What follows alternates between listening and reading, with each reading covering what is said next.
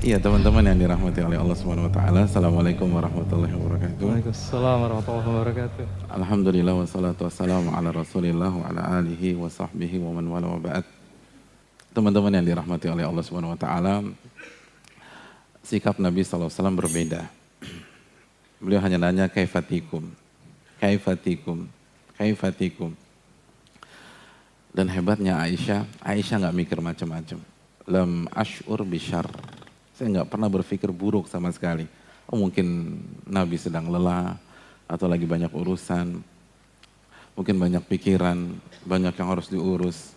Umat menanti beliau di luar.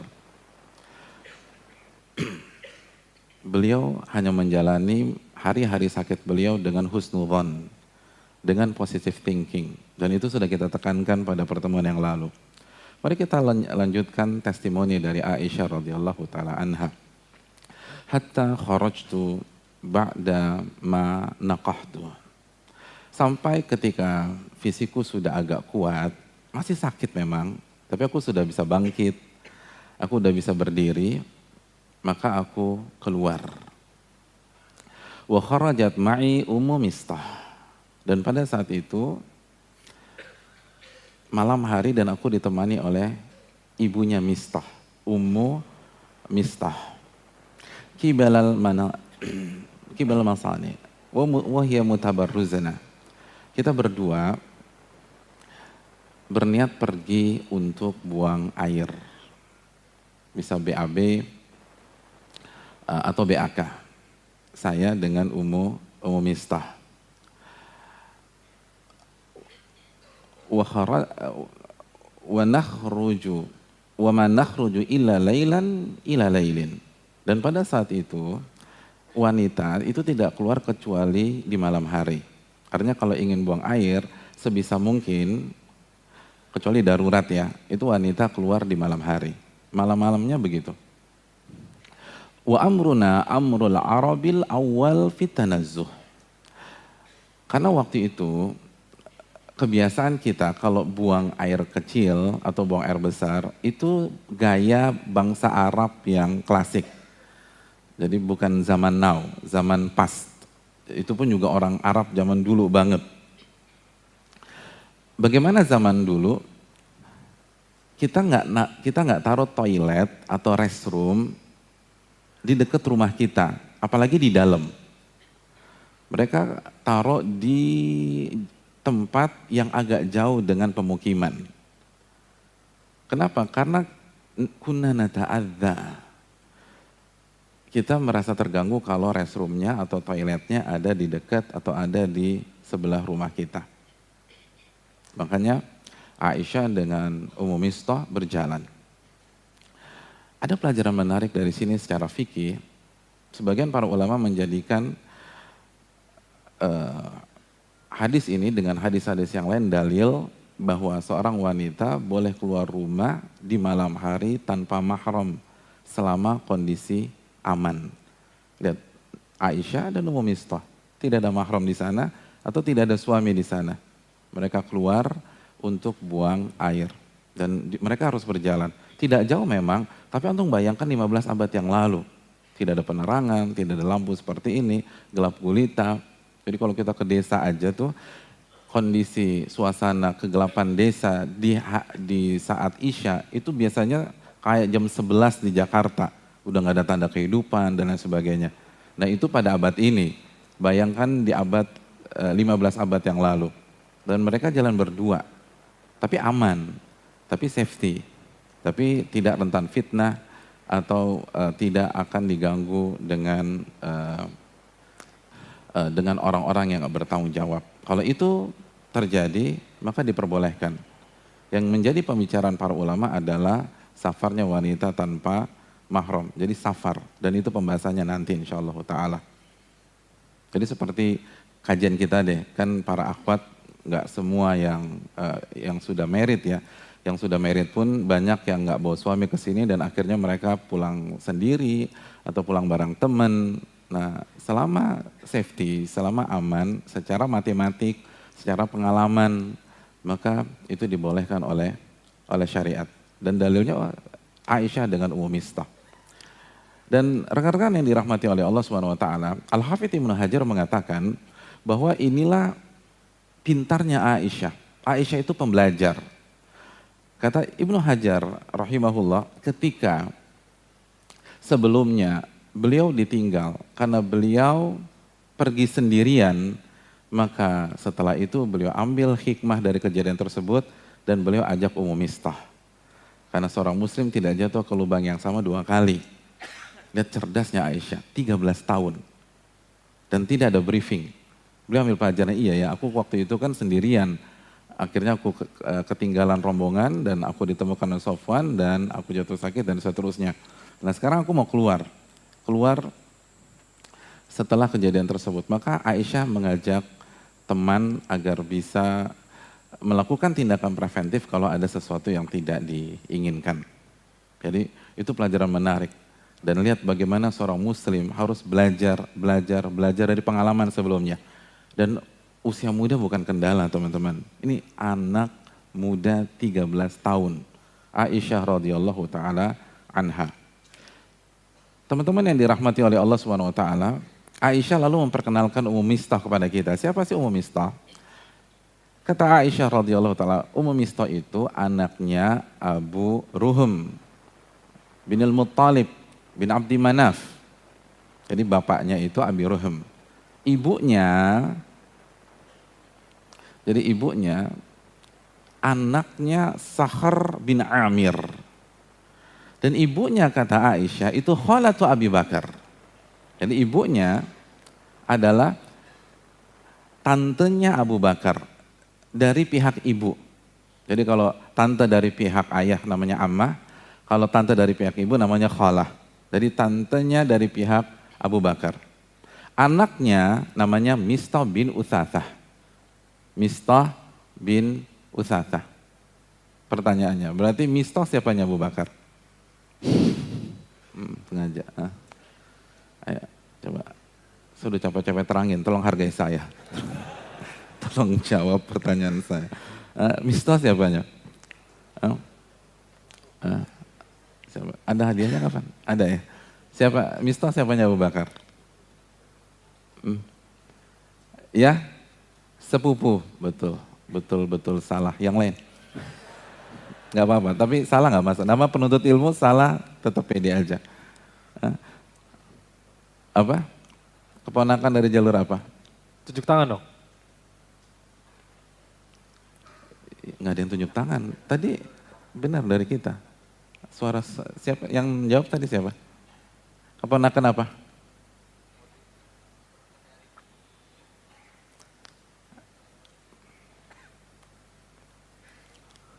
Bener gak, Van? Sekali lagi ya, Mistah itu anaknya Abi Ruhum bin Al-Muttalib bin Abdi Manaf. Ibunya itu anaknya Sakhar bin Amir. Nah ibunya adalah tantenya Abu Bakar. Nah Mistah ini punya anak namanya Mistah. Mistah apa hubungannya dengan Abu Bakar? Cucu. Semakin bingung, semakin gak jelas. Nah, coba ya. Van jangan ketawa. Kalau mereka nggak bisa jawab, antum harus terangin loh. Ya, host harus lebih tahu dari yang lain. Siapa yang tahu? Tunjuk tangan dong. Yang kacamata Ustadz ya? Keponakan. Ipar. Tambah nggak jelas. Ya terima kasih. Kok ipar saya? Keponakan dari sepupu. Bukan keponakan aja, keponakan kan biasanya dari saudara kandung. Ini keponakan dari sepupu. Jadi ibunya, Mistah itu punya ibunya tantenya Abu Bakar. Tantenya Abu Bakar. Berarti Mistahnya siapa? Sepupunya Abu Bakar, anaknya keponakan dari sepupu. Benar ya? Apa saya yang salah selama ini? Ya loh bisa aja, Ustadz kan gak maksum. Ustadz itu tidak maksum. Ustadz, antum harus camkan itu, Ustadz antum tidak maksum. Bahkan kalau antum berguru dengan ustadz, namanya Ustadz Maksum pun nggak maksum. Ya. Apalagi namanya bukan maksum. Jadi itu harus ditekankan. Kita di sini bukan menggiring ke person, kita menggiring ke Nabi SAW, kembali kepada Allah Subhanahu Wa Taala. Dan biasa, guru dikoreksi sama murid itu biasa. Dan kullu bani Adam khata. Ya, hadirin yang dirahmati oleh Allah SWT. Dan banyak pengalaman di zaman ulama itu guru dikoreksi oleh murid-muridnya. Al-Imam hadis besar Al-Anbari itu pernah dikoreksi oleh Al-Imam Daruqutni muda. Dan Al-Imam Anbari menerima koreksian tersebut. Ya, kita lanjutkan. Jadi itulah hubungan antara Ummu Mistah, Aisyah dengan Abu Bakar, ya. Ya. Hadirin yang dirahmati oleh Allah Subhanahu Wa Taala. Jadi Ummu Mistah masih bagian dari keluarga besar Aisyah, Aisyah melanjutkan, fa aqbaltu ana wa Ummu Mistah qibala baiti hina faraqna min sya'nina. Lalu setelah kita menunaikan hajat kita, sudah mungkin BAK-nya sudah atau BAB-nya sudah, kita pulang tuh. Begitu pulang, atharat Ummu Mistah fi mirtiha. Ummu Mistah tergelincir, kesandung. Lalu keceplosan mengatakan, ta'isa Mistah. Celaka Mistah. Jadi begitu, mungkin kepleset, atau nggak ngelihat batu, atau mungkin permukaannya bergelombang, lalu salah pijakan, pondasi nggak kuat, tergelincir. Lalu Ummu Mistah mengatakan, ta'isa Mistah. Celaka Mistah. Itu Aisyah kaget teman-teman. Kaget. Aisyah mengatakan, bi'sa ma qult. Yang kamu omongkan, wahai Ummu Mistah, itu nggak bagus. Atasubbina man syahida badran. Apakah kamu mencela seseorang yang ikut perang Badar? Subhanallah. Jadi dibantah sama Aisyah. Kok ngomongnya gini sih? Yang kamu katakan tuh nggak bagus nih, ngomong apa-apaan. Hadirin dan teman-teman yang dirahmati oleh Allah Subhanahu Wa Taala. Kata Abu Hamzah bin Al-Jumrah, seorang ulama besar, beliau mengatakan, Ummu Mistah bisa kemungkinan besar spontanitas. Tapi itu takdir Allah Subhanahu Wa Taala. Allah singkap masalah yang terjadi pada hari itu di hadapan Aisyah dengan keceplosannya Ummu Mistah. Dari sini kita harus menaik pelajaran. Kita nggak perlu kepo. Karena Allah yang tahu yang terbaik buat kita. Kalau Allah tahu, dan Allah Maha tahu, kita butuh tahu data tersebut. Kita perlu tahu info tersebut, Allah akan singkap ke kita. Jadi nggak perlu kepo, nggak perlu cari tahu. Sampai berlebih-lebihan. Dan sudah kita tekankan pada pertemuan yang lalu. Jadi nggak perlu ngoprek-ngoprek deh. Nggak perlu nunggu suami tidur lah atau istri tidur. Lalu itu jempolnya diambil pas lagi mendengkur, nggak perlu. Iya. Kan Allah Maha tahu. Lihat Aisyah deh. Ketika Allah Subhanahu Wa Taala menginginkan Aisyah tahu, tinggal Allah atur aja dari lisan Ummu Mistah, apa susahnya? Kebuka. Jadi detik itu Allah ingin Aisyah tahu. Itu timingnya. Timingnya Aisyah untuk tahu. Dan itu timing terbaik. Gak ada timing yang lebih baik kecuali malam tersebut. Dan ini pelajaran hidup. Sekali lagi ini kisah luar biasa teman-teman. Ini kisah hikmah, kisah pelajaran. Dan pelajaran hidup. Ya mungkin kita gak akan dapat di bangku kuliah, bangku sekolah dan seterusnya. Jadi nggak usah kepo, kita yakin sama Allah. Masa kita nggak yakin sedangkan kita baca Alhamdulillahi Rabbil Alamin. Salah satu mana Rabb kan pengatur. Yakinlah sama Allah. Allah yang paling tahu timing buat kita. Gak perlu kita sok tahu. Jangan sok pinter di hadapan Allah. Wallahu ya'lam wa antum la ta'lamun. Dalam surat Al-Baqarah ayat 216, Allah yang maha tahu. Dan kalian gak tahu apapun. Jangan sok pinter. Kalau Allah meminta kita gak kepo, jangan kepo. Kalau Allah SWT meminta kita untuk ngurus sesuatu yang bermanfaat bagi kita dan gak ngurusin pihak lain atau gak ngulik hal lain, udah gak usah. Min husni islamil mar'i tarkuhu ma la ya'ni.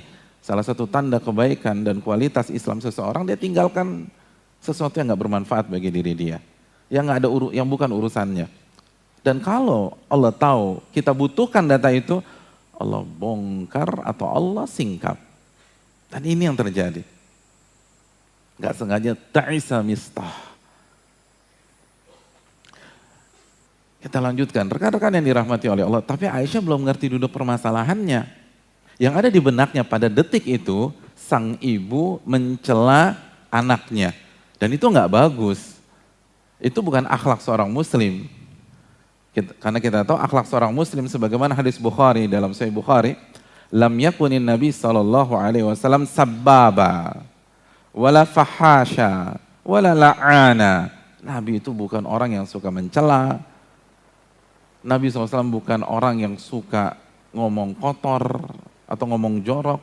Nabi SAW bukan orang yang suka melaknat. Dan itu dipegang teguh oleh para sahabat. Dipegang teguh oleh istri beliau radhiyallahu taala anha. Maka begitu melihat Ummu Mistah mengatakan, ta'isa Mistah, anaknya sendiri dikatakan celaka. Kata Aisyah, bi sama qult, itu omongan yang gak bagus. Itu kan celaan. Celaan tuh gak bagus. Jadi hadirin yang dirahmat, pengen anak usia 13 tahun loh. 13 tahun. Ini gak bagus nih. Ini pentingnya adab teman-teman. Kalau kita ingin menjadi seseorang yang berkelas, bertakwa kepada Allah, dan punya level yang tinggi, kita harus ngerti adab. Dan membangun adab itu dari kecil, dari belia, dan itu dilatih. Sebagaimana ibunda kita Aisyah radhiyallahu taala anha. Sekali lagi, orang muslim itu berkelas. Tidak mencela, tidak mencaci, tidak memaki. Orang muslim itu main data. Main data dan data itu packagingnya akhlak yang mulia. Udah, gak usah caci maki orang, gak ada gunanya. Hatu burhanakum in kuntum shadiqin. Dalam surat Al-Baqarah ayat 111. Mana data Anda? Mana bukti Anda kalau Anda benar orang yang, kalau Anda memang benar-benar orang yang benar pada kasus tersebut atau pada permasalahan tersebut. Data, yang kita butuhkan data, bukan celaan, bukan cacian, bukan makian. Makanya Nabi gak pernah mencaci maki orang. Bayangkan Abu Lahab aja gak dicaci maki. Abu Jahal gak dicaci maki. Apalagi saudaranya. Dan hari ini kita lihat muslim dengan muslim mencela satu dengan yang lain. Menjatuhkan satu yang lain. Dan kita meminta agar seluruh kita diberikan hidayah oleh Allah SWT. Dan ini gak boleh terjadi. Harus ada perbaikan. Karena kekuatan kita adalah ilmu atau data, lalu dikemas dengan akhlak yang mulia. Kalau dua ini bisa disatukan, insya Allah kita nggak perlu cacian, makian, celaan, dan seterusnya. Lalu Aisyah bela Mistah. Aisyah bela Mistah. Apakah engkau mencela seseorang yang ikut perang Badar? Kenapa demikian? Karena sosok pemudi 13 tahun ini tahu sabda Nabi SAW. Man dzabba an lahmi akhihi fil ghibah kana haqqan 'ala Allahi an yu'tiqahu minan nar. Dalam hadis riwayat Imam Ahmad, barang siapa yang membela kehormatan seorang muslim pada saat dia nggak ada. Kita dengar seorang muslim dijatuhkan di hadapan kita, dijelek-jelekkan di hadapan kita, aibnya dibongkar di hadapan kita dan dia nggak ada. Lalu kita bela, Allah pastikan Allah akan bebaskan dia dari api neraka. Subhanallah. Karena haqqan, wajib bagi Allah. Jadi Allah wajibkan dirinya untuk membebaskan kita dari siksa api neraka. Allahu Akbar. Harus dibela. Jangan diam-diam aja. Terus gimana? Oh masa gitu ya, masa iya. Jadi dipancing, terus dikomporin, terus digoreng, terus itu bukan seorang muslim. Kecuali kalau kita ada rencana masuk neraka, itu hak kita. Ya, kalau kita nggak ada rencana masuk neraka, ya sudah, komporin terus, goreng terus, bakar terus. Tapi kita kalau kita nggak ada rencana masuk neraka, bela saudara kita. Dan ini pelajaran, sampai ketika celaan itu datang dari ibunya sendiri dibela sama Aisyah. Dia kan ibu sama anak nih. Kadang-kadang kan kita nggak mau ikut campur urusan keluarga orang. Tapi enggak, Aisyah bilang nggak boleh begitu. Itu nggak bagus. Mistah itu ikut perang Badar. Mistah ikut perang Badar. Dalam hadis riwayat Imam Tabrani, Aisyah membela dengan mengatakan al-muhajirin al-awwalin. Mistah itu muhajirin. Dan di antara yang pertama kali masuk Islam. Atau artinya generasi-generasi awal.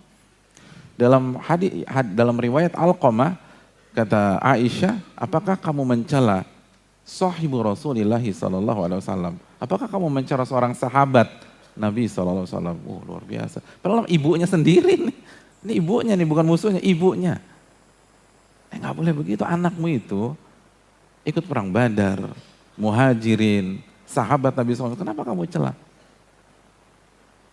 Kita tahu Allah memberikan garansi kepada orang yang ikut perang Badar. If'alu ma syi'tum faqad ghafartu lakum. Kerjakan suka-suka hati kalian. Aku telah ampuni seluruh dosa kalian. Jadi Aisyah, ya mungkin ada salah Mistah. Tapi kan ikut perang Badar. Insya Allah diampuni sama Allah. Dia muhajirin. Dia sahabat Nabi SAW. Jadi, dan Aisyah, Aisyah bukan hanya mengatakan dia kan anakmu. Enggak, disebutkan keutamanya Mistah. Disebutkan keutamaan Mistah dalam 3 riwayat ini. Dikatakan dia muhajirin, dikatakan dia sahabat Nabi SAW. Beliau katakan juga Mistah ikut perang Badar. Jadi itu yang harus kita lakukan kalau saudara kita dijatuhkan, dihancurkan, dijelek-jelekan. Sebutkan keutamaannya. Dia begini, dia begini, dia begini. Kalaupun ada salah, pahalanya akan menghapuskan kesalahannya insya Allah. Innal hasanat yudhibna sayyi'at. Kebaikan itu kan akan menggugurkan dosa. Wa'atbi'is sayyi'atal hasanah tamhuha. Dan ikutilah perbuatan buruk dengan perbuatan baik, niscaya perbuatan baik itu akan mengikis dan menghapuskan dosa-dosa perbuatan buruk. Jadi sebutkan. Gak dikurang ajar tapi dia baik, dia sholat. Semoga sholatnya menghapuskan kekurang ajaran dia. Jadi bela saudara kita kalau ingin masuk surga. Karena Nabi SAW mengatakan, kana haqqan 'ala Allah an yu'tiqahu minan nar. Wajib. Jadi Allah wajibkan dirinya membebaskan kita dari neraka. Rekan-rekan yang dirahmati oleh Allah Subhanahu wa taala. Ya si Mistah bingung kan, lu gimana sih? Lalu kata Mistah, kamu nggak tahu apa yang dikatakan tentang kamu? Dalam riwayat, wallahi ma asubbuhu illa fik. Demi Allah, tidaklah aku mencela anakku sendiri, itu gara-gara kamu Aisyah. Gara-gara kamu. Dalam riwayat Bukhari yang kita baca, kamu nggak tahu apa yang dikatakan tentang kamu. Kata Aisyah, emangnya apa? Kata Mistah, Aida, ya Allah benar-benar nih, nggak ngerti apa-apa nih anak. Jadi Haida nih, ya Allah polos banget kalau bahasa kita gitu. Dalam riwayat, innaki ghafilatun, kamu benar-benar nggak ngerti apa-apa ya tentang isu yang beredar atau gosip yang beredar di luar sana. Enggak, kata Aisyah radhiyallahu taala anha. Fa akhbaratni biqali ahli ifki. Baru di detik itu, di TKP itu, Mistah menceritakan semua yang diomongkan tentang Aisyah. Dalam riwayat yang lain, kata Mistah, anakku Mistah dengan fulan. Jadi yang disebutkan hanya nama anaknya, yang lain dihapus. Fulan itu berkumpul di rumahnya Abdullah bin Ubay bin Salul. Lalu mereka menceritakan kamu dan Sofwan bin Mu'attal. Anakku yang bilang gitu. Itu Aisyah langsung mengatakan, fasdattu maradan ila maradin. Seketika itu juga sakitku bertambah parah, kata Aisyah. Subhanallah. Sakitku bertambah parah. Dan ada riwayat yang lain, itu kejadiannya sebelum Aisyah buang air. Kata Aisyah, begitu saya dengar, hilang tuh perasaan pengen buang air. Hilang, udah gak kepikiran. Langsung pulang ke rumah. Walaupun yang rajih adalah hadis Bukhari yang kita sampaikan. Hadirin yang dirahmati oleh Allah Subhanahu wa taala. Jadi ternyata Ummu Mistah mencela anaknya itu karena anaknya lancang kepada Aisyah radhiyallahu taala anha. Makanya Ummu Mistah mengatakan, wallahi ma asubbuhu illa fik. Demi Allah, aku tidaklah mencela anakku kecuali karena engkau. Aku bela engkau. Bukan aku lagi punya masalah pribadi sama anak. Bukan karena aku benci, bukan karena emosi. Aku tuh sayang sama anakku. Tapi dia kelewatan. Masa dia bilang kamu berzina, Aisyah? Dia kan melampaui batas. Hadirin yang dirahmati oleh Allah Subhanahu wa taala. Itulah cinta para sahabat radhiyallahu taala anha kepada Nabi SAW dan keluarganya. Sampai kalau anaknya aja lancang ke istri Nabi dibela tuh. Istri Nabi sama ibunya. Jadi ibunya nggak bela diri, ya mohon maaf anak saya, oh, sebenarnya dia orang baik, aku tahu dia, tapi mungkin dia khilaf, dia lagi ngigok kali dia ini. Enggak. Nggak benar anak saya, masa Aisyah dicela? Karena cinta karena Allah Subhanahu wa taala. Bukan hanya cinta tabiat, bukan hanya cinta secara humanis, bukan hanya cinta ibu dan anak. Betul, ada cinta ibu dan anak, tapi cinta ibu dan anak itu dikalahkan dengan cinta karena Allah Subhanahu wa taala. Karena konsekuensi cinta karena Allah, kita harus lebih cinta kepada Nabi sallallahu alaihi wasallam dan keluarganya dibanding keluarga kita sendiri. Makanya masih ingat hadis Umar bin Khattab dalam hadis Bukhari? Umar mengatakan, la anta ya Rasulullah, engkau lebih aku cintai daripada seluruh pihak kecuali diriku sendiri. Jadi kata Umar bin Khattab, engkau lebih aku cintai dibanding anakku, istriku, kekayaanku, hartaku, tanahku, propertiku. Kecuali aku lebih sayang sama diriku dibanding antum ya Rasul. Jadi gentle Umar, jadi gak basa-basi. Itu depan Nabi loh. Aku lebih sayang sama diriku sendiri dibanding sama engkau. Apa kata Nabi? La ya Umar. Enggak, belum cukup wahai Umar. Hatta aku na ahabba ilaika min nafsik. Sampai aku lebih engkau cintai dibanding dirimu sendiri. Lalu Umar rubah itu perasaannya. Kata Umar bin Khattab radhiyallahu anhu, sekarang engkau lebih aku cintai dibanding diriku. Apa kata Nabi SAW? Al-an ya Umar. Al-an ya Umar. Sekarang baru benar Umar. Nah ini baru benar. Aku di atas kamu. Dan itu benar-benar dipraktekkan. Gak basa-basi. Oh susah loh seorang ibu harus mengakui kesalahan anaknya. Bahkan mencela anaknya. Benci karena Allah Subhanahu wa taala. Di saat ribuan ibu membela mati-matian anaknya. Bahkan manipulasi dasar buat anaknya. Tapi Ummu Mistah enggak. Anakku ini enggak tepat. Anakku ini melampaui batas. Diceritain Mistah termasuk yang memfitnah kamu wahai Aisyah radhiyallahu taala anha. Dan Aisyah kaget. Dan tanpa beliau bisa mengendalikan sakitnya tambah parah. Hadirin teman-teman yang dirahmati oleh Allah. Mistah itu bukan orang sembarangan. Mistah bin Utsatsa itu sahabat tulen, muhajirin. Ikut hijrah bareng. Sudah ngalamin jalan kaki 450 kilo sampai 500 kilo dari Mekah ke Madinah. Di bawah terik sinar matahari di sana. Mistah bin Utsatsa itu ikut seluruh perang yang dilakukan Nabi SAW. Seluruhnya diikutin. Dia udah gak mikir nyawanya, udah. Ini orang, radhiyallahu ta'ala, itu mempertaruhkan nyawa setiap peperangan. Jadi ini bukan yang kembang kempis, bukan hanya followers, bukan hanya simpatisan. Ini ikut perang. Seluruh jihad Nabi diikutin sama Mistah. Dan dia muhajirin. Makanya Abu Bakar gak habis pikir sama Mistah. Gak habis pikir Abu Bakar, kok bisa?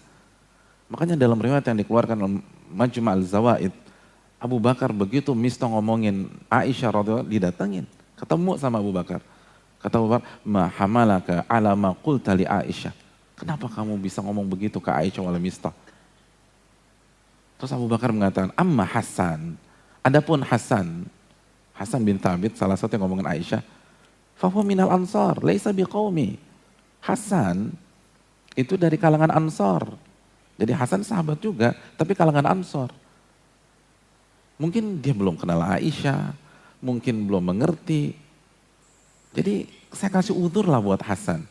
Karena dia nggak pernah hidup bareng kita, kaum muhajirin. Sebelum kita sampai ke Madinah. Adapun Himnah, imra'atun da'ifah.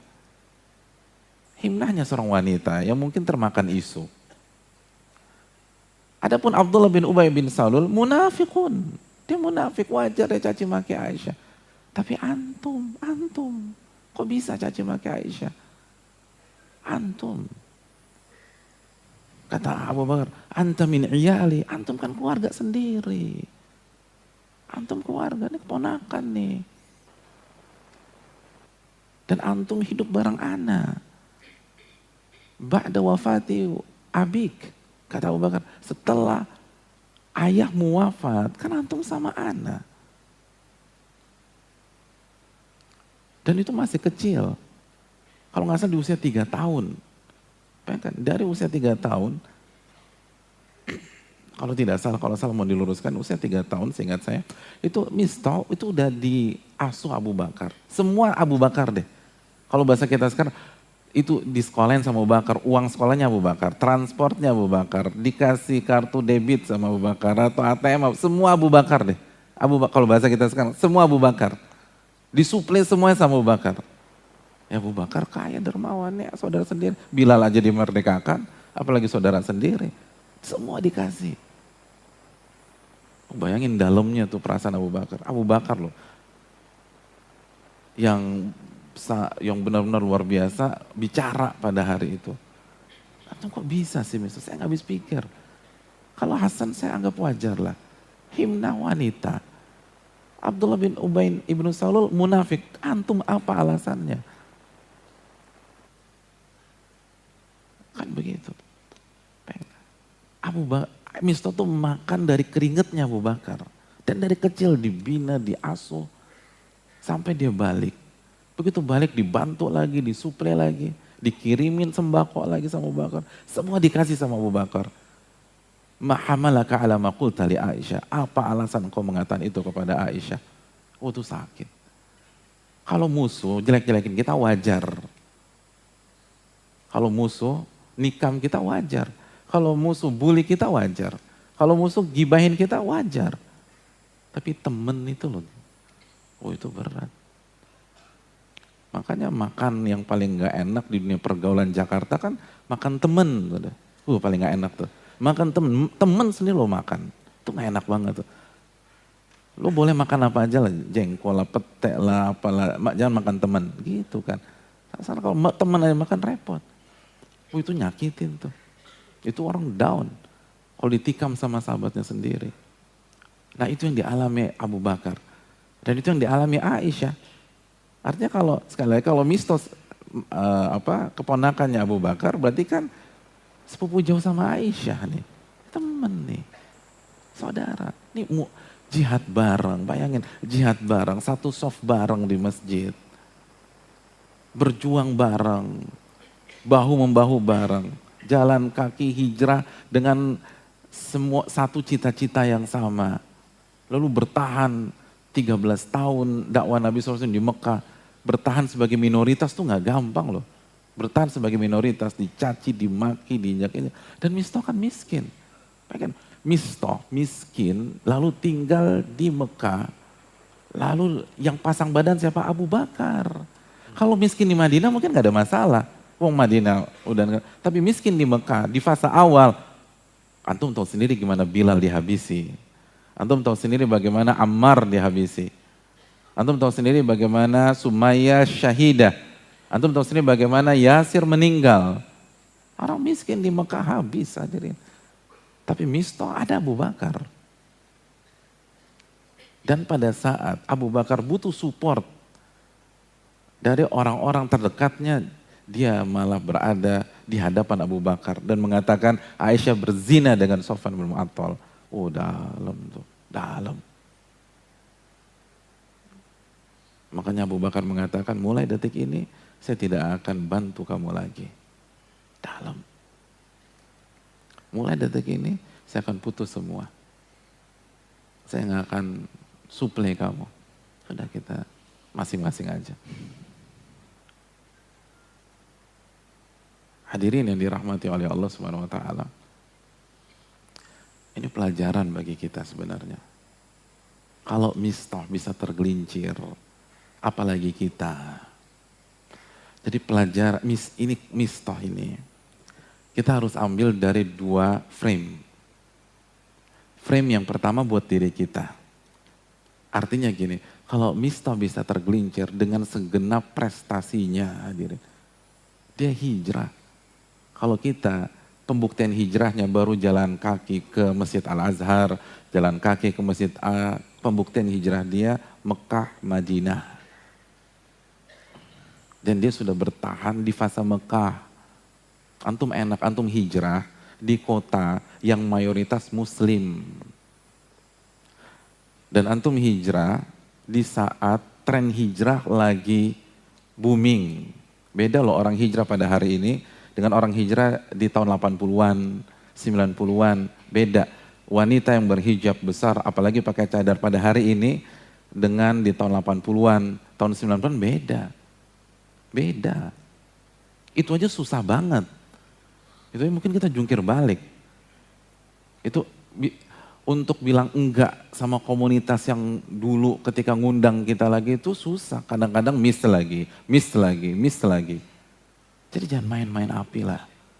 Mistah bisa tergelincir kok. Mistah bisa tergelincir gara-gara dengar Abdullah bin Ubay ibnu Salul.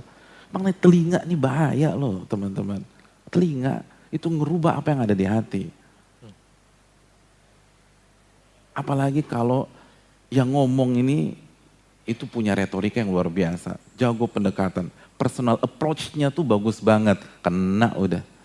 Iya kan. Habis sudah itu. Jadi jangan merasa aman.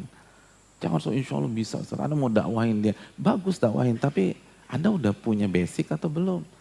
Kuda-kuda Anda udah kokoh atau belum? Sebelum tampil di kancah persilatan. Kalau belum dengan latihan dulu deh. Karena kalau nggak babak belur. Miss toh. Bisa miss. Dan bayangkan yang kalau waktu seri waktu yang lalu Ka'ab tidak ikut jihad, Mistah memfitnah istri dari nabinya sendiri. Itu lebih pahit loh, lebih parah. Pengen istri nabi kita fitnah. Antum punya ustadz, istri ustadz antum fitnah zina aja udah keterlaluan tuh. Udah keterlaluan. Itu bisa disumpah serapah sama teman-teman yang lain tuh. Padahal ustadz kita gak maksum. Ini nabinya. Istrinya dibilang berzina dengan Sofwan bin Mu'attal. Dan mengumpul. Makanya kan kata ibunya Mistah itu datang ke rumah Abdullah bin Ubay ibnu Salul. Datang tuh.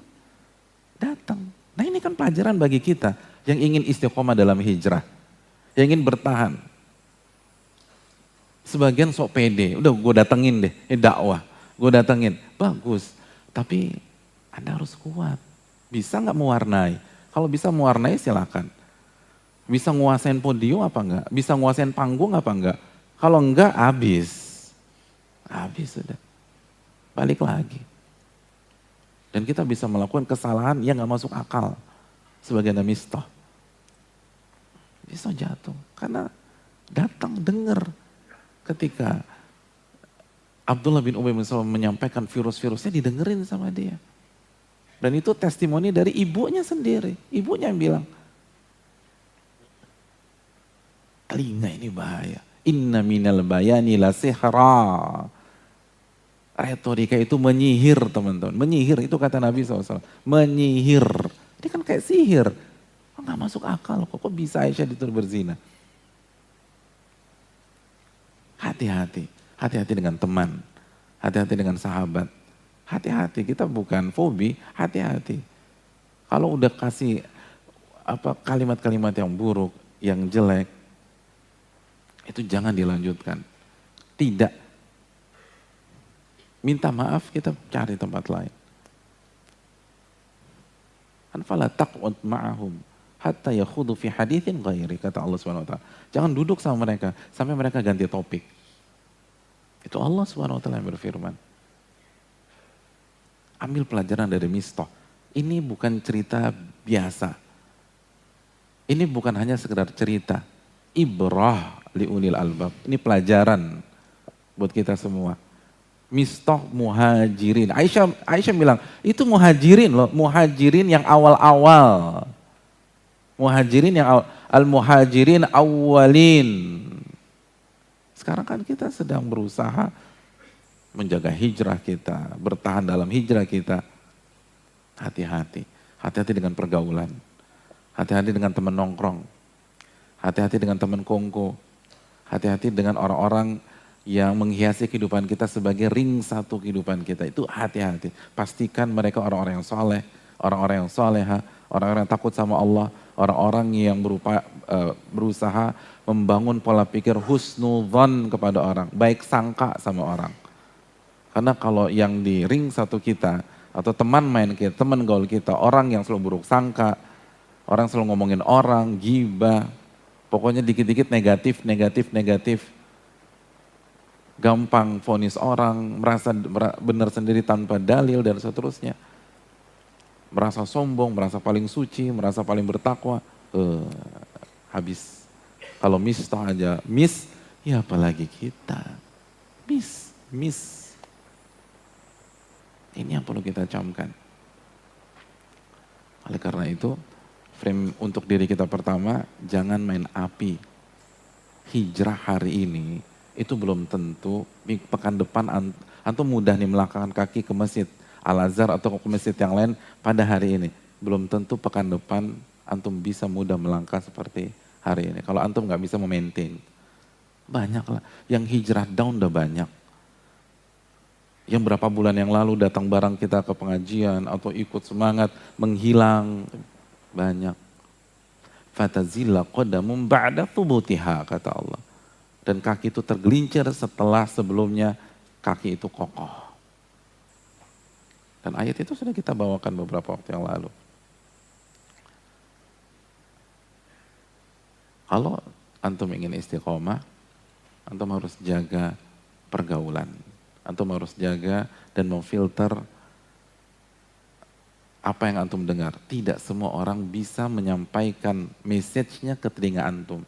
Kalau antum buka kedua telinga antum untuk semua orang bisa bicara, habis. Sebagaimana Mistah tergelincir. Frame yang kedua, teman-teman sekalian, kejadian Mistah ini pelajaran bagi kita.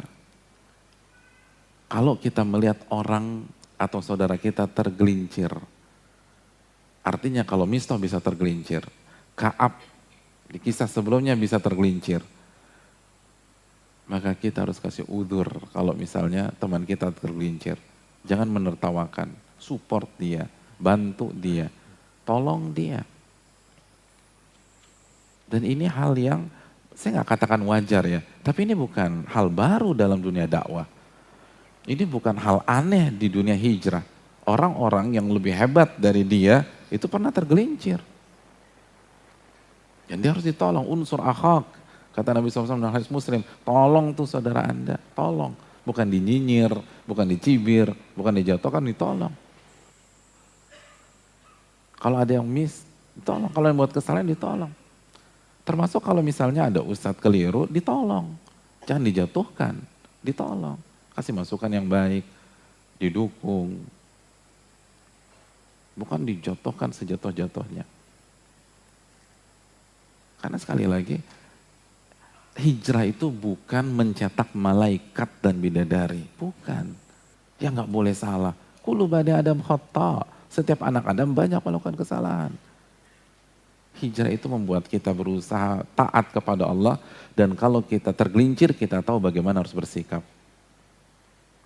Hadirin, kan kita tahu surat Ali Imran 134 ya. Allah berfirman, wa'iddat lil muttaqin. Itu surga yang yang lebarnya seluas langit dan bumi itu dipersiapkan untuk orang-orang yang bertakwa. Siapa orang bertakwa? Alladzina yunfiquna fis sarra'i wa dharra. Terus? Wal kadhimina al-ghaidh wal 'afina 'anil nas wallahu yuhibbul muhsinin walladzina idza fa'alu fahishatan aw dhalamu anfusahum dzakarullah. Orang-orang bertakwa itu kata Allah, itu yang hobi berinfak, nggak mikir kondisi. Lagi lapang, lagi sulit, kasih aja tuh, ngucur aja. Kadhimin al-ghaidh, dan dia bisa nahan amarah. Afina 'anin nas, dia seneng maafin orang tuh, seneng, hobi itu maafin orang. Bukan nyinyir, hobi maafin orang. Dan Allah suka dengan orang-orang berbuat baik. Dan orang-orang, idza fa'alu fahishatan, apabila dia melakukan fahisyah. Fahisyah seringkali ditafsirkan dalam Al-Quran dengan zina. Atau dosa-dosa besar. Secara bahasa fahisyah artinya keji. Ini lagi bicarain ahli surga apa ahli neraka? Ahli surga. Ini lagi bicarain orang bertakwa. Artinya orang bertakwa bisa miss. Dan missnya bukan kecil-kecil. Missnya parah. Allah mengatakan, wa idza fa'alu fahishatan, dan apabila melakukan fahisyah, melakukan perbuatan keji dan mungkin zina atau dosa-dosa besar yang lain, au dzalamu anfusahum, atau menzalimi diri-diri mereka sendiri. Nah, ini bedanya. Dzakarullah wastaghfaru lidzunubihim. Orang yang bertakwa langsung ingat sama Allah. Lalu dia beristighfar atas dosa-dosanya. Ini yang perlu kita camkan bersama-sama. Jadi orang yang bertakwa bukan orang yang gak pernah salah, tapi orang yang tahu bagaimana menyikapi kesalahannya. Orang yang mengingat Allah ketika jatuh, ketika miss. Nah, itu yang harus kita ingatkan ke teman-teman kita ketika dia miss, ketika dia tergelincir, ketika dia khilaf. Bukan dihabisin. Gak dihabisin. Kita harus dukung. Siapa?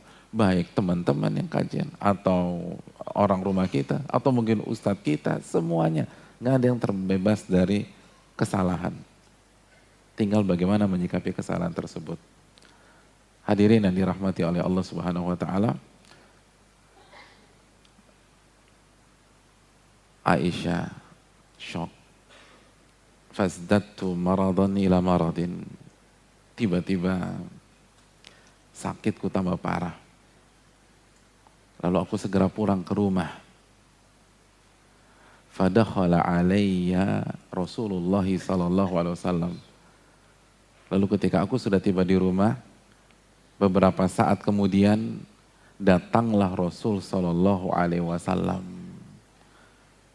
Dalam kondisi Aisyah sedang sedih. Dalam kondisi Aisyah baru tahu apa yang terjadi selama ini. Di saat itu datanglah suami tercintanya Nabi besar Nabi Muhammad sallallahu alaihi wasallam. Apa yang terjadi dengan mereka berdua kita akan bahas di pertemuan yang akan datang insyaallah taala.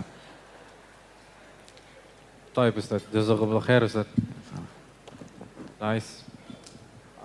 Semoga Allah Subhanahu wa taala memudahkan kita untuk mengambil ibroh-ibroh yang tadi Ustaz sampaikan. Masya Allah, amazing. Oke, kita buka sesi tanya jawab.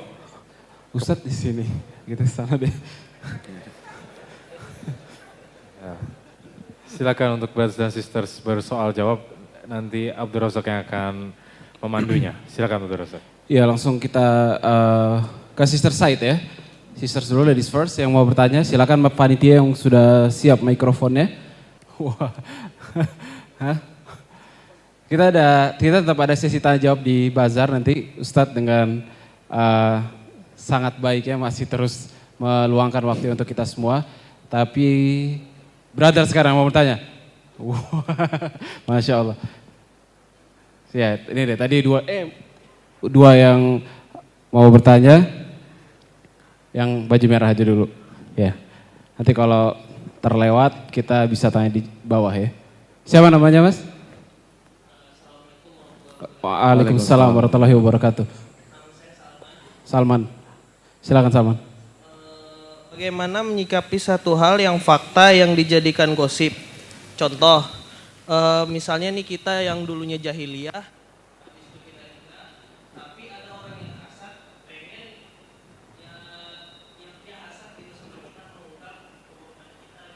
Di masa lalu. Hmm.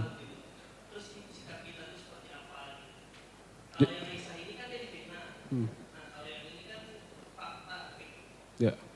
Jadi Salman ini dari jahiliyah ya. Masya Allah. Ya. Abu Jahal apa kabar Salman? Ya. Ustadz, dari pertanyaannya seperti itu Ustadz, silakan. Iya, terima kasih jazakallah khair atas pertanyaannya. Yang pertama, teman-teman yang dirahmati Allah, jangan suka mengungkap aib seseorang. Apalagi masa lalu seseorang dan dia sudah tinggalkan. Dan kita harus ingat terus hadis Abu Barzah ya. Dalam hadis Abu Barzah Nabi mengatakan la tatabba'u auratil muslimin.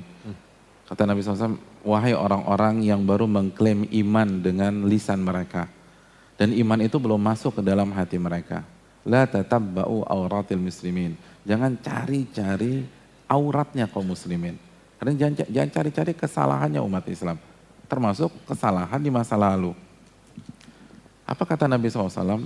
وَمَنْ تَتَبَّعَ عَوْرَتَهُمْ تَتَبَّعَ اللَّهُ عَوْرَتَهُ.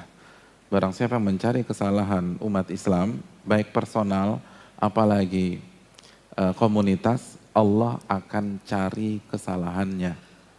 Dan barang siapa yang Allah cari kesalahannya, Allah akan bongkar skandalnya walaupun di tempat yang paling privacy. Hadirin, Nabi menggunakan kata tatabba Allah. Allah akan cari kesalahannya. Saya ingin tanya, Rob kita semua nih, Allah Subhanahu Wa Taala, untuk mengetahui sesuatu perlu nyari apa enggak? Enggak perlu. Al-An'am ayat 59. Wa indahu mafatihul ghaib la ya'lamuha illahu. Dan di sisi Allah lah kunci-kunci hal yang gaib. Tidak ada yang tahu kecuali Allah. Wa ya'lamu ma fil barri wal bahr. Dan Allah tahu apa yang terjadi di daratan dan Allah tahu apa yang terjadi di perairan. Jadi Allah nggak perlu cari tahu. Kenapa kata-kata Nabi tatabba itu bahasa penekanan bahwa Allah pasti akan bongkar aib-aib Anda. Sehingga bahasanya cari. Padahal Allah nggak perlu cari. Allah al-alim, Allah al-khabir. Allah nggak perlu. Allah al-lamul ghuyub. Tapi pakai bahasa mencari, itu dihabisin nanti. Dan Allah akan bongkar skandal kita, aib kita, walaupun kita rasa itu udah aman. Walaupun kita rasa nggak ada yang tahu. Akhirnya banyak orang yang tahu. Dan itu kan kejadian sekarang. Dia nggak tahu, teman pasangan yang ngerekam pakai video, akhirnya diupload segala macam, kebongkar. Atau dia sendiri yang memvideokan, terus handphonenya hilang, terus orang tangkap, tiba-tiba ada di internet. Udah banyak deh begitu deh. Jadi nggak perlu pembuktian lagi. Shadaqah Rasulullah SAW. Ini hal yang perlu kita camkan. Adapun kalau kita korbannya, sekali lagi hadirin yang dirahmati Allah, nanti kita akan lihat bagaimana Aisyah menyikapi. Tapi kalau mungkin dikatakan, kan beda kalau Aisyah itu difitnah. Kalau ini benar-benar kesalahan-kesalahan kita. Yang pertama hadirin, yang perlu kita ingat, yang pertama, kejadian kita jangan ngurusin dia dulu. Kita bercermin. Kejadian itu menunjukkan bahwa maksiat memang jahat. Maksiat pasti ada side effect, pasti. Baik di dunia maupun di akhirat. Banyak dari kita itu berpikir, kalau gue maksiat, gue dosa, titik. Enggak. Maksiat itu side effect-nya di dunia dan di akhirat. Di dunia musibah, macam-macam kejadian. Wa ma asabakum mim musibatin fabima kasabat aydikum. Apapun yang menimpa kalian itu gara-gara dosa tuh. Asy-Syura ayat 30. Baru di akhirat dosa. Di akhirat dosa. Nah, ini pelajaran bagi kita. Saya agak luaskan sedikit. Kan kita sering dengar nih, kalau kita tahu maka nggak ada udzur lagi. Kan udah tahu. Makanya banyak teman-teman kita, mungkin kita juga dulu nggak mau datang ke kajian karena takut tahu. Iya nggak? Takut tahu. Kalau nanti gue tahu, gue belum siap nih. Kalau gue tahu gue dosa. Dengan gue nggak tahu aja. Jadi gue mau istiqomah jadi orang nggak tahu. Iya banyak, iya banyak tuh. Apalagi yang ketawa paling keras tuh kayaknya enggak ya, bukan begitu ya. Jadi banyak yang begitu. Dia pikir kan kalau tahu kena syariat, kalau nggak tahu nggak kena syariat. Lu keliru mas. Yang pertama bedakan antara tidak tahu dan tidak mau tahu, itu beda. Kalau tidak tahu namanya jahal. Kalau tidak mau tahu itu namanya i'rad. Dan Allah katakan dalam surat Thaha ayat 124 tentang i'rad. Wa man a'rada an dzikri fa inna lahu ma'isyatan dhanka. Barang siapa yang berpaling dari peringatanku, dia akan menghadapi kehidupan yang sengsara. Berpaling itu orang datang di hadapan kita buang muka tuh berpaling. Atau kita muter balik. Jadi kita nggak mau tahu, nggak mau ngeliat, nggak mau ketemu. Ya sama, kita nggak mau ketemu sama ayat, kita nggak mau ketemu sama hadis, kita nggak mau ketemu dengan penjelasan, itu i'rad, itu nggak ada udzur, nggak ada maaf.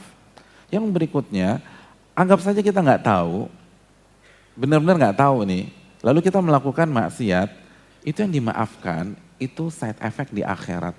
Side effect di dunia, itu biasanya berlaku.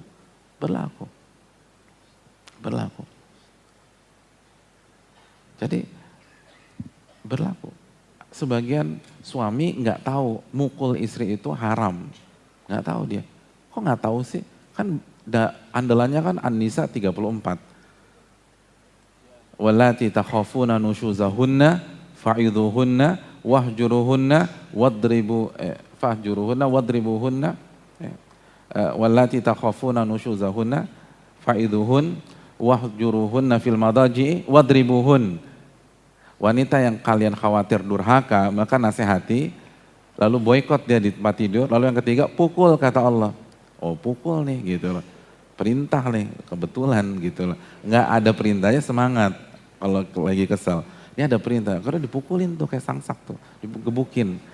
Padahal dia nggak tahu Nabi SAW mengatakan dorban ghairu mubarrih, pukulan yang nggak boleh menyakitkan. Dalam riwayat, pukulan pakai kayu siwak.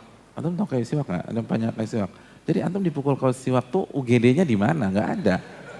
Kayu siwak tuh nggak sakit kecuali antum beli 3 lusin jadikan 1, betul. Tapi kalau cuma 1 nggak ada masalah. Itu pukul itu. Bukan ditonjok, bukan digebukin, bukan dibanting, bukan seluruh aliran bela diri antum tumpahkan kepada istri antum. Enggak. Tapi banyak yang berpikir saya boleh mukul istri. Ketika dia mukul istri karena ketidaktahuannya, mungkin dia nggak berdosa. Tapi ada side effect nggak dalam keluarganya? Ada, istrinya minta cerai. Iya, istrinya minta cerai KDRT. Dan KDRT kan ada pasalnya. KDRT ada pasal, dia bisa dipenjara. Jadi sekali lagi, ini yang perlu kita camkan. Bahwa maksiat pasti ada side effect. Dan side effectnya teman-teman sekalian, nggak harus hari H. Nggak harus H+1. Nggak harus H+2. Bisa jadi side effectnya H+13 tahun kemudian. Bisa. Bisa jadi side effectnya setelah kita hijrah. Atau yang lebih tepat, setelah kita berusaha hijrah. Karena ketika kita sedang meniti hijrah, iman kita kan belum seperti imannya para ulama atau benar-benar pure. Masih ada mungkin ini dunianya, masih ninggalin maksiatnya belum totalitas 100%, nah kena di situ. Jadi sebelum nyalain orang, coba kita bercermin lah. Dan ini untuk diri kita semua, termasuk yang berbicara. Itu karena dosa tuh. Jadi semakin yakin nih emang dosa jahat banget. Setiap dosa pasti ada side effect, dan side effectnya bisa kena ke kita 5 tahun kemudian, 6 tahun kemudian, 7 tahun kemudian, pas kita lupa terhadap dosa tersebut. Itulah makanya banyak orang yang gagal, karena dia udah lupa. Akhirnya yang ada di benaknya adalah salahkan orang. Padahal itu Anda. Fabima kasabat aidikum. Allah mengatakan itu pasti ada andil dosa Anda tuh. Coba introspeksi deh. Dan dengan cara seperti ini kita akan terus dewasa. Kita akan terus matang. Tapi kalau hobi kita cari kambing hitam. Susah deh. Susah. Apalagi di Jakarta Selatan susah nyarinya. Dan gak akan maju kita. Gak akan sukses. Kalau kebiasaan kita nyalain A, nyalain B, nyalain C, nyalain D, klarifikasi sana, klarifikasi, sampai kapan? Waktu jalan terus. Ada banyak tafsir yang belum kita baca. Ada banyak surat yang belum kita baca dengan benar. Ada banyak buku hadis yang belum kita ketahui. Daripada kita sibuk mikirin itu, sibuk klarifikasi, sibuk menyatakan bahwa diri kita benar, atau kita nggak demikian, atau memang itu masa lalu saya, mendingan lupakan itu semua, kita perbaiki diri kita dari awal, dan perbanyak istighfar kepada Allah Subhanahu wa Ta'ala. Setiap ada masalah, istighfar. Karena logika sederhananya, karena itu disebabkan dosa, semua kita harus sepakat ketika ingin menyelesaikan sesuatu, bahas akar masalah. Jangan hanya melihat yang di permukaan. Apa akar masalahnya? Akar masalahnya dosa. Maka itu yang diobati. Kalau dosa hilang, maka insya Allah kita tidak akan ada masalah ke depan. Dan kalaupun ada masalah, itu pure ujian kenaikan tingkat dan itu positif. Dan orang itu mentransfer pahalanya kepada kita, atau dosa kita kepada dia. Maka bersyukur kepada Allah Subhanahu wa Ta'ala. Dan yang terakhir, ingat terus surat apa? Ar-Ra'd ya, ayat 17. Fa'ammaz zabadu fayadhhabu jufa'a. Buih itu hilangnya cepat. Buih hilangnya cepat. Artinya kalau itu dosa masa lalu kita, dan kita sudah bertobat kepada Allah Subhanahu wa Ta'ala, itu buih. Nggak lama, hilang cepat. Makanya antum lihat, gosip-gosip terheboh itu berapa tahun sih bertahan di masyarakat? Seminggu. Hilang cepat. Tapi apa syaitan yang goreng itu di dalam diri kita, akhirnya ditanggepin, akhirnya melakukan klarifikasi, akhirnya digoreng, akhirnya rame, harusnya hilang cepat tuh. Nggak usah diperhatikan. Allah yang berfirman, Allah yang punya alam semesta ini mengatakan, fa'ammaz zabadu fayadhhabu jufa'a. Buih hilangnya cepat. Udah nggak usah dipikir. Buih itu hilangnya cepat. Jadi nggak usah dipikirin, itu hilang cepat. Justru kalau Anda tanggapi itulah jadi repot, jadi lama, dan jadi nggak produktif hidup kita. Sedangkan dosa kita masih banyak, kita harus banyak belajar dan seterusnya. Wallahu ta'ala a'lam bishawab. Dan makanya sekali lagi kembalikan ke diri sendiri. Jangan juga klarifikasi yang arahnya mensucikan diri kita secara tidak langsung. Jadi memang sih nggak secara direct, tapi tetap aja arahnya itu mengatakan saya orang baik dan seterusnya, nggak perlu. Justru evaluasi kesalahan-kesalahan kita, mungkin itu. Masya Allah, itu tadi pertanyaan dari Salman. Terakhir, Oh, iya, salah satu ulama di Masjid Nabawi, Syekh Abdul Razak bin Abdul Muhsin Abbad rahimahullahu ta'ala, hafizahullah ta'ala, itu pernah dilaporkan oleh seseorang bahwa ada orang yang menyebutkan aib-aib beliau. Jadi mungkin ada kekurangan, ya jangan dipikir aibnya ulama kayak apa ya, enggak, beda sama kita, mungkin kekeliruan satu dua. Apa kata beliau? Kata beliau memuji Allah SWT, alhamdulillah yang telah menutup sebagian besar aibku sehingga yang ketahuan cuma sedikit aja. Subhanallah. Beliau nggak mengatakan saya ulama, mereka nggak hargai saya kan harus dimuliakan, enggak. Segala puji bagi Allah yang telah menutup kesalahan. Beliau nggak mengatakan saya ulama, mereka nggak hargai saya kan harus dimuliakan, enggak. Segala puji bagi Allah yang telah menutup kesalahan. Beliau nggak mengatakan saya ulama, mereka nggak hargai saya kan harus dimuliakan, enggak. Segala puji bagi Allah yang telah menutup kesalahan. Beliau nggak mengatakan saya ulama, mereka nggak hargai saya kan harus dimuliakan, enggak. Segala puji bagi Allah yang telah menutup kesalahan.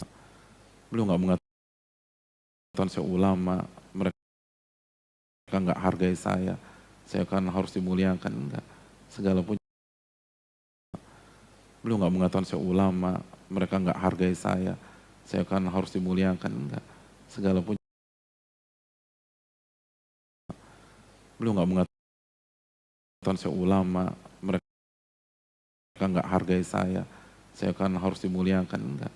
Segala puji